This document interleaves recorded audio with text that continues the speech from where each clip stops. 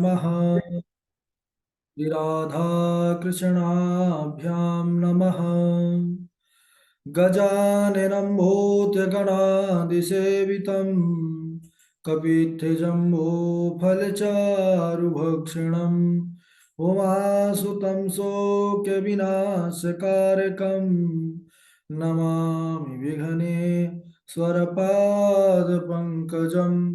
नमः परमहंसास्वादित चरणकमलचिन्मकरन्दाय भक्तजनमानसनिवासाय श्रीरामचन्द्राय कृष्णत्वदीयपदपङ्कजपञ्जरान्ते अद्यैव मे विशतु मानसराजहंसः।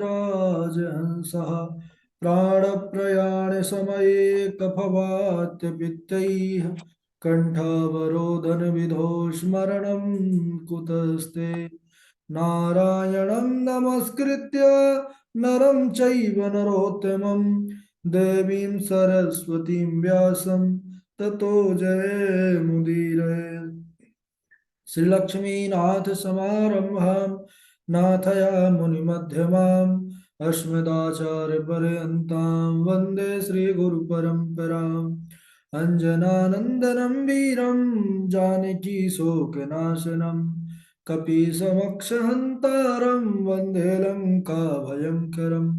भक्तिभक्त भगवंत गुरु चतुर्नाम वपुएक इनके पद वंदन किए नासत विघ्न अनेक। बोले वृंदावन बिहारी लाल की जय। भागवत महापुराण की जय। सुखदेव भगवान की जय। परम मंगल में परात्पर अखिलेश्वर अचिंत कल्याण गुणगण निधान सर्वेश्वर सर्वाधिपति अकारण करुणावरुणालय अकारण करुणाकारक सकल जन्य कल्य शापाहारक परात्पर परब्रह्म सच्चिदानंद स्वरूप परम पिता परमात्मा श्री राधा गोविंद सरकार राधा रमण बाधाहरण श्रीवां के बिहारी लाल उनका यह वांगमय शब्द में विग्रह श्रीमद् भागवत महापुराण को कोटि कोटि प्रणाम। नंद नंदन यशोदा नंदन वृज नरंजन देवकी नंदन श्याम सुंदर श्री कृष्ण के पाद पद्मों पर कोटशानमन्नत मस्तक वंदन एवं अभिनंदन उनकी आह्लादनी शक्ति प्राण प्रिया जगत वंदनी वृषभान वंदनी भासुती जगदीश्वरी बरसाने वाली श्री किशोरी जू के पावन चरणारविंदों पर कोटशा प्रणति। समस्त भूत आदि कृषि राम मैं सब जग जानी करहूँ प्रणाम जोर जुग पानी। आइए हम सब पुनः भागवती गंगा पर अवगाहन करें। बड़ा ही सौभाग्य कि यह साप्ताहिक कथा सीखने का सद संकल्प विचार लेकर के हम और आप सब एक स्थान से एक साथ जुड़ करके इस पावन संहिता श्रीमद् भागवतम पर अपने चित्त को समाहित किए हुए हैं। बड़ा आनंद आ रहा है। नवम स्कंद के अंतर्गत अभी हम सबने पूर्व में माता गंगा किस प्रकार इस धरती पर आई है लाने का श्रेय भगीरथ जी। लेकिन भागीरथ के पूर्व कहाँ से तपस्या शुरू हुई थी? आहा, तो तपस्या शुरू हुई थी असमंजस के पुत्र अंशुमान। अंशुमान ने और उनके बाद फिर महाराज हुए दिलीप। दिलीप के बाद फिर भगीरथ जी। तो तीन पीढ़ी लग गई महाराज। पूरा जीवन तपस्या में बिता दिया। तब यह गंगा आई है कल्याण के लिए। कितनी महिमा। बोले गंगा गंगेति यो ब्रूयात् योजनानां शतैरपि मुच्यते सर्व पापेभ्यो विष्णुलोकं स गच्छति। यह गंगा की महिमा है। कहते इन्हीं भगीरथ के आगे चल करके खटवांग हुए। खटवांग महाराज तो कहते हैं किनको जब पता चला 2 घड़ी में मात्र हमारी आयु है तो 2 घड़ी में ही सत्संग के द्वारा उन्होंने भगवत धाम को प्राप्त कर लिया। खड़वांग के पुत्र हुए आगे चलकर दीर्घबाहु। दीर्घबाहु के पुत्र रघु। रघु के हुए अज। और अज के हुए महाराज दशरथ। आहा, इन्हीं महाराज दशरथ जिनके घर हमारे प्रभु राम आते हैं। कहते हैं प्रभु नारायण ही 4 रूप में आए। पूर्ण रूप राम जी का अंश रूप है। बाकी 3 भैया भरत हो गए लक्ष्मण हो गए शत्रुघ्न हो गए। अब महाराज दशरथ के भी कोई संतान नहीं हो रही थी भाई। तो उनकी गुरु माता ने, यानी वशिष्ठ जी के जो पत्नी थी अरुंधति, उन्होंने एक बार वशिष्ठ जी से निवेदन किया कि आप जैसा पुरोहित जिस कुल के गुरु हो, तो उस रघुकुल में महाराज दशरथ, उनके कोई संतान नहीं है। अरे आप इतने ज्ञानी हैं, अब महाराज से कभी कोई यज्ञ आदि करने को क्यों नहीं कहते हैं। वशिष्ठ जी ने कहा कि देवी, यज्ञों के द्वारा सब संभव है, लेकिन महाराज के हृदय पर भी तो पुत्र की अभिलाषा होनी चाहिए। तो बोले ठीक है, उनके हृदय पर कामना उत्पन्न करना मेरा कार्य है महाराज। दूसरे दिन दरबार लगा, मैया अरुंधति गुरु माता प्रवेश करती हैं अपने कुमार के साथ। वह बालक बार बार, यह तो उनकी लीला ही थी, रुदन करने लगा। महाराज का बार बार ध्यान भंग होता दरबार में से। सब कुछ पूछा कि क्या इनको भूख लगी है, बोले नहीं। कोई कष्ट है, बोले नहीं। बोले ये एक बात को लेकर के रो रहे हैं कि हमारे पिता जो है महाराज दशरथ की पुरोहिताई करवाते हैं, और इनके कोई पुत्र नहीं है, तो हम किनके पुरोहित बनेंगे महाराज। तब जो है महाराज दशरथ ने जैसे ही सुना, तो आज उनको लगा कि अरे बात तो सही है, हम तो इस राज सत्ता को संभाल रहे हैं, लेकिन हमारे बाद कौन होगा। एक बार भूपति मान माही, भय गलानी मोरे सूत नाही। एक बार भूपति मान माही, भैया गलानी मोरे सूत नाही। उनको बड़ी ग्लानि हुई कि मेरे कोई पुत्र नहीं है, संतान नहीं है।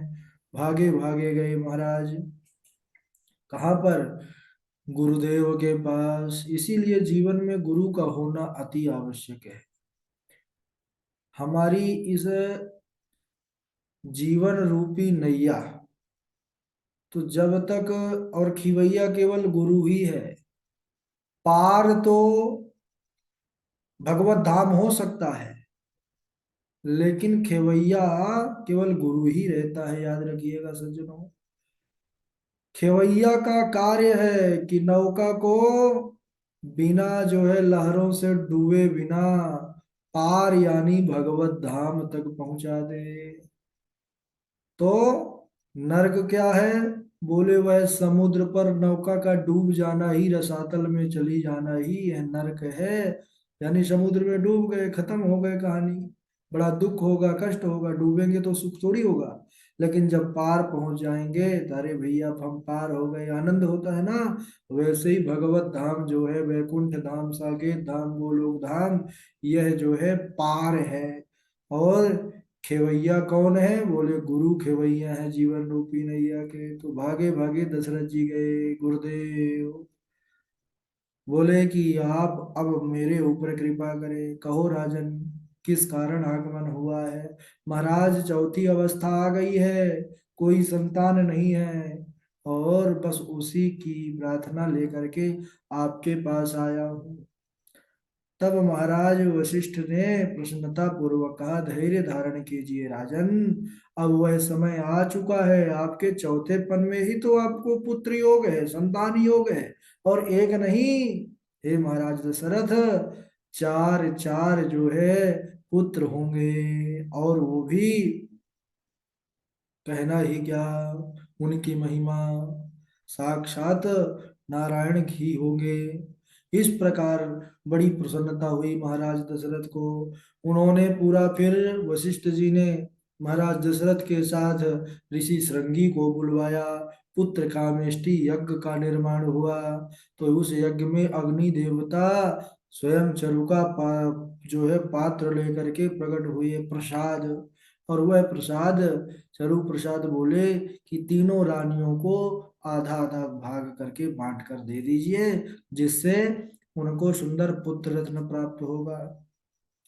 अब इनमें से आधा भाग आधा भाग कौशल्या को प्रदान किया गया और आधा भाग में से दो हिस्सा किया गया, एक कैकेयी को और उसमें से दूसरा सुमित्रा को दिया गया महाराज। लेकिन दैव योग से सुमित्रा का जो भाग था, एक गीध बाज उठा करके ले गया, और उधर माता अंजना पर्वत पर तपस्या कर रही थी, तो जा करके उनके अंजलि पर वह चारु प्रसाद गिरा दिया। बड़ा सुगंधि युक्त था, तो माता अंजना ने उसको ग्रहण किया, जिससे कालांतर में अंजनी नंदन पवन सुत हनुमान का जन्म हुआ। बोली हनुमान जी महाराज की जय। तो हनुमान जी भाई भी है भाई इनके। अब इनके बाद जो है सुमित्रा मैया दुखी हो गई कि हमारा प्रसाद तो गायब ही हो गया। तब कौशल्या मैया और कैकेयी जो है, दोनों माताओं ने अपने प्रसाद से थोड़ा थोड़ा भाग सुमित्रा को दिया। तो सुमित्रा ने कहा कि हे दीदी, अगर हमारे भगवान की कृपा से दो पुत्र हुए, तो एक आपके पुत्र की सेवा करेगा कौशल्या दीदी, और दूसरा आपके पुत्र की सेवा करेगा। अब वह सुंदर समय भी आ गया महाराज। आहा, बोले जब भगवान को आना होता है तो उन्हीं का बनाया संसार है, तो मग्न हो जाता है कि हमको बनाने वाले आ रहे हैं आज, हमको चलाने वाले आ रहे हैं आज। है, अब जिसका जो है तो वो प्रसन्नता होगा। सुंदर ग्रह नक्षत्र तिथि तारे सब अनुकूल हो गए। वसंत ऋतु, हाँ, ऋतुओं का जो राजा कहा जाता है, ऐसा वसंत पावन ऋतु, चैत्र का महीना था, और नवमी तिथि थी महाराज। अरे चैत्र मास, हाँ, चैत्र मास बड़ा सुंदर इसको कहा गया है, इसकी बहुत बड़ी महिमा है। नवमी तिथि यह भी पूर्णांक है। नवमी तिथि मधु मास पुनीता, शुक्ल पक्ष अभिजित हरि प्रीता। आहा, नवमी का जो अंक है, नौ, वह पूर्णांक है। ऐसी नवमी तिथि को मुहूर्त, बोले अभिजित मुहूर्त, अभिजित हरिप्रीता। और दोपहर को ठीक मध्याह्न काल में 12 बजे भगवान श्री रामचंद्र, कहते हैं, कौशल्या रानी के सामने, मैया के सामने प्रकट हो गए। बोले कैसे? बोले चतुर्भुज रूप धारण करके। बोलिए सियावर रामचंद्र भगवान की जय। अयोध्या रामलला सरकार की जय। माता कौशल्या जब देखती है चतुर्भुज रूप नारायण को, तब तो स्तुति करने लगती हैं। भय प्रगट कृपाला दीन दयाला, कौशल्या हितकारी, हर्षित महतारी मुन मनहारी, अद्भुत रूप निहारी। लोचन अभिरामा तनु घन श्यामा, निज आयुध बुध चारी, भूषण बनमाला नयन विशाला, शोभा सिंधु करारी। और कह दुई कर जोरी, स्तुति तोरी, कह विधि करहूं अनंता, माया गुण ज्ञाना तीते अमाना, वेद पुराण भजंता। अरे, जिसको वेद भी नेति नेति कह करके चुप हो जाते हैं, तो उसकी महिमा हम कैसे गा सकते हैं। मैया कौशल्या भी प्रभु को सुंदर देख करके मगन हो गई। और बाबा जी की लेखनी की बड़ी सुंदर विशेषता है, कहते हैं, यह चरित जे गावई हरि पद पावई, ते न परहि भव को पा। तो यह जो चरित गाता है वह हरि का पद पाता है। भक्तों ने कहा हमको हरि का स्थान नहीं चाहिए, चरण चाहिए। तो बोले जे है चरित जे गावई हरि पद पावई, यानी चरणों की भक्ति प्राप्त करता है। अब इधर भगवान आए। भगवान जो है क्यों आते हैं? तो विप्रधेनु सुर संत हित, लीन मनुज अवतार, निज इच्छा निर्मित तनो माया गुण गोपाल। वही गीता में भी भगवान यही बात कहते हैं, यदा यदा हि धर्मस्य ग्लानिर्भवति भारत, अभ्युत्थानम् अधर्मस्य तदात्मानं सृजाम्यहम्। परित्राणाय साधूनां विनाशाय च दुष्कृतां धर्म संस्थापनार्थाय संभवामि युगे युगे। मैं धर्म की स्थापना के लिए ही युग में शरीर अवतार ग्रहण करता हूँ। जब जब होई धर्म के हानि, बाढ़ असुर अधम अभिमानी, तब तब प्रभु धर विविध शरीरा। तो तब तब प्रभु अनेक शरीरों को धारण करके अवतरित होते हैं। तो चार भुजाधारी भगवान को देखा, मैया कौशल्या ने कहा, प्रभु आप बालक बन के, बेटा बन के आए हैं कि बाप बन के आए हैं? भगवान मुस्कुराने लगे। अरे बोले मैया मैं बेटा बन के आया हूँ। तो बोले कि बेटा ऐसे नहीं होते। तो बोले कैसे होते? बोले छोटे होते हैं। भगवान बोले लो मैया अभी छोटे हो जाते हैं। छोटे हो गए रामलला सरकार। छोटे तो हो गए लेकिन चतुर्भुज रूप में छोटे हुए। अरे मैया ने कहा कि हे प्रभु ये अंधेर मत करिए। बोले मैया कैसा अंधेर? बोले कि सबके जो बच्चे होते हैं उनके दो हाथ होते हैं, दो पैर होते हैं, आपके चार चार हाथ है ना, सब डर जाएंगे। अच्छा भैया तो दो हाथ के हो गए प्रभु। अब बोले कि और रोइए भी, बालक होता है तो रोता है। अरे बोले मैया रोना भी पड़ेगा क्या? अरे बोले संसार में रोना ही पड़ता है आकर के। और दूसरा भाव यह भी है, मैया ने कहा कि हे प्रभु जब भक्त आपको रो रो करके पुकारते हैं तब आप भक्त की सुनते हैं। क्या आज आप भक्तों के लिए नहीं रो सकते हैं? भगवान ने कहा बिल्कुल रो सकते हैं। भक्त के लिए तो मैं कुछ भी करने, अरे भक्त के लिए मैं अपनी प्रतिज्ञा तोड़ देता हूँ मैया। मैं पितामह भीष्म जैसा अगर भक्त हो जाए, अर्जुन जैसा भक्त हो जाए, तो बोले ठीक है रोइए। अरे राम जी हमारे रामलला सरकार रोने लग गए। जैसे कहते हैं सांसारिक जीव मनुष्य रोते हैं ना, वैसे प्रभु भी लीला करने लगे। हाँ हाँ, यहीं से रोना शुरू हुआ। अब इधर रोने लगे तो हल्ला हो गया। क्या हो गया हल्ला? बोले कौशल्या मैया के लल्ला हो गया। आहा, अब इतना सुना तो अवध में महाराज उत्सव होने लगा। ये अयोध्यावासी तो कई वर्षों से प्रतीक्षा कर रहे थे कि दशरथ जी के यहाँ लल्ला हो और फिर मोहल्ला में हल्ला हो। तो यहाँ इधर पूरा मोहल्ला इकट्ठा हो गया और अवधवासी कोई झांझ मजीरा, कोई सुंदर ढोल, अरे कोई बड़े बड़े यंत्र थे महाराज। यहाँ तक कि देवता लोग भी शांत नहीं बैठे। बोले बड़े दिनों बाद उत्सव करने को मिला है।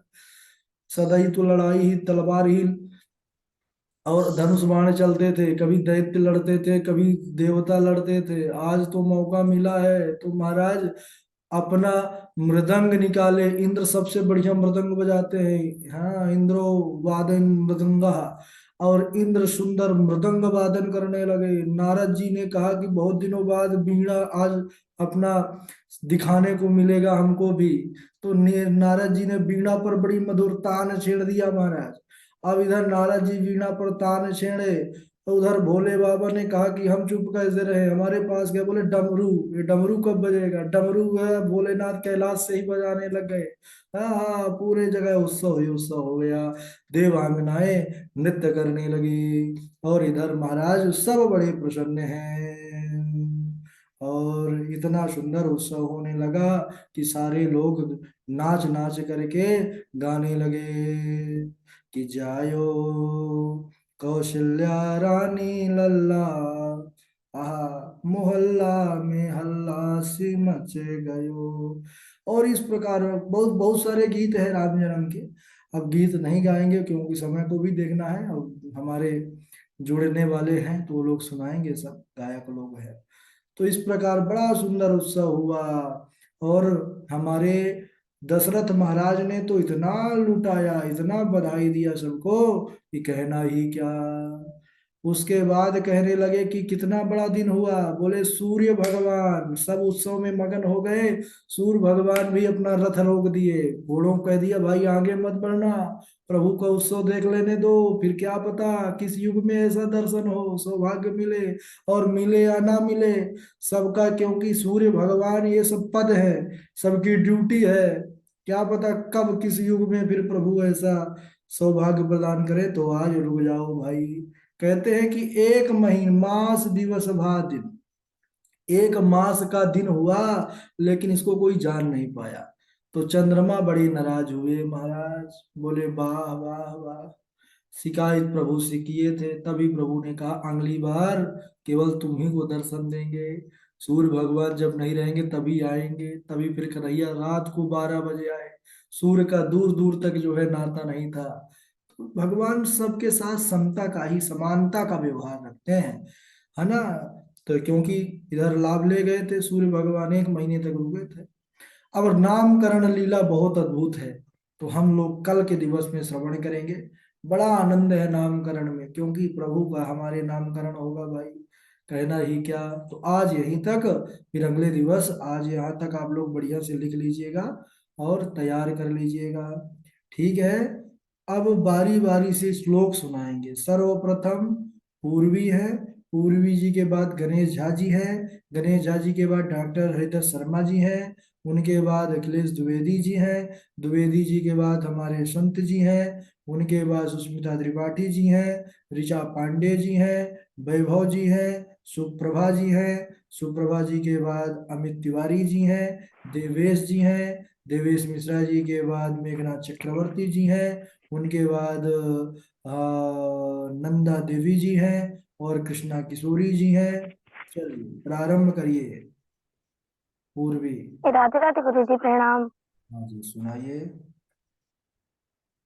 साधवो न्यासिनः शान्ता ब्रह्मिष्ठा लोक पावना हरन्त्यंगम तेंग संगाता ते स्वास्थ्यराभिद्धरि। राधे राधे गुरु जी, प्रणाम। हाँ राधे राधे झा जी। राधे राधे गुरु जी। हाँ राधे राधे झा जी सुनाइए। साधवो न्यासिनः शांता ब्रह्मिष्ठा लोक पावना हरन्त्यघंतेंग संगात केशवासते ह्यगभिद्धरि। साधवः न्यासिनः शांता ब्रह्मिष्ठाः लोक पावना हरन्ति अघंते अंग संगात तेषु आसते ही अघभिदरि। गंगा गंगेति यो ब्रूयाद यो जनानां सतरपि मुच्यते सर्व पापेभ्यो विष्णुलोकं स गच्छति। श्रीरामः शरणं समस्तजगतां रामं विना का गतिः। रामेण प्रतिहन्यते कलिमलं रामाय तस्मै नमः। रामात् त्रस्यति कालभीमभुजगः रामस्य सर्वं वशे। रामे भक्तिरखण्डिता भवतु मे रामत्वमेवाश्रय। राधे राधे। बहुत सुंदर झा जी। डॉक्टर साहब, डॉक्टर हरिदत्त शर्मा जी।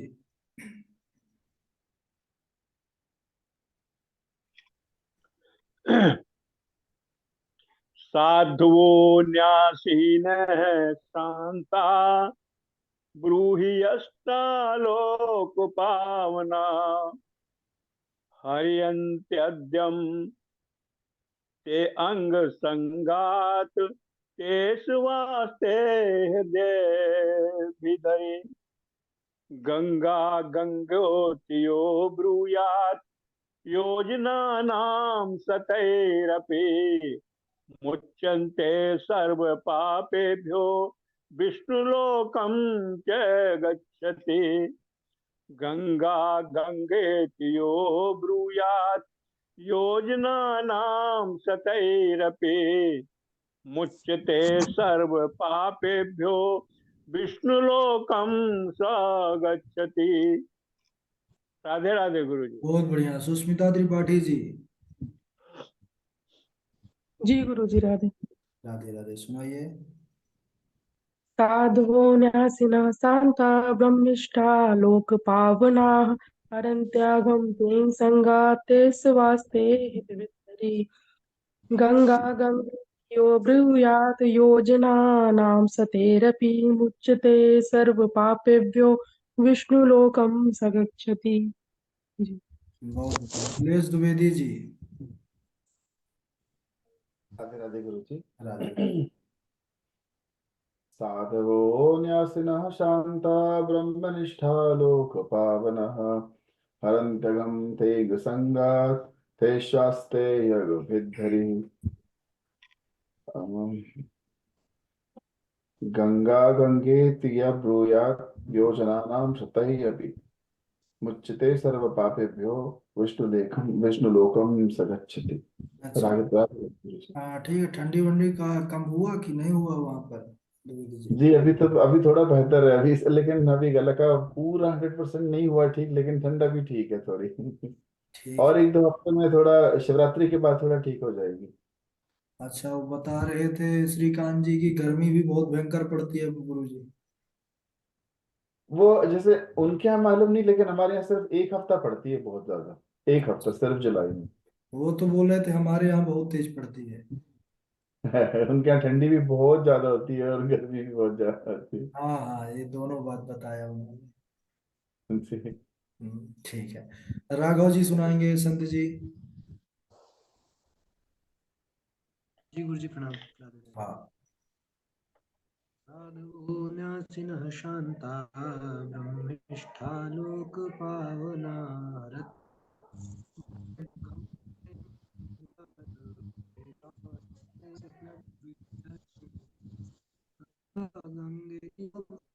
योजनानां शतैरपि मुच्यते सर्वपापेभ्यो विष्णुलोकं च गच्छति। जी गुरु जी प्रणाम। ठीक है। बधाई बधाई तैयार करके रखिएगा भाई, रामलला सरकार हुए हैं, सुनाना पड़ेगा। हाँ। और राघव जी के बाद ऋचा पांडे जी। प्रणाम गुरुजी। राधे राधे। राधे राधे, सुनाइए ऋचा पांडे। साधवो यानाशिनः शान्ता ब्रह्मस्थालोकपावना हरन्त्यघन्तेऽङ्गसङ्गात् ते श्वासते हृगभिद्धरिः गङ्गा गङ्गेति यो ब्रूयात् याज योजनानां सतैरपि मुच्यते सर्वपापेभ्यो विष्णुलोकं स गच्छते। राधे राधे गुरुजी। ठीक है। सुप्रभा जी हैं, वैभव जी हैं। सुप्रभा, वैभव तब तक सुना दें। राधे राधे गुरु जी। राधे राधे, सुनाइए। साधून्यासिनः सन्ता ब्रह्मिष्ठा लोकपावना हरन्त्य गंगेद संगा स्वस्ति यगभिद्धरिः। राधे राधे गुरु जी। एक और है ना, गंगा गंगेती।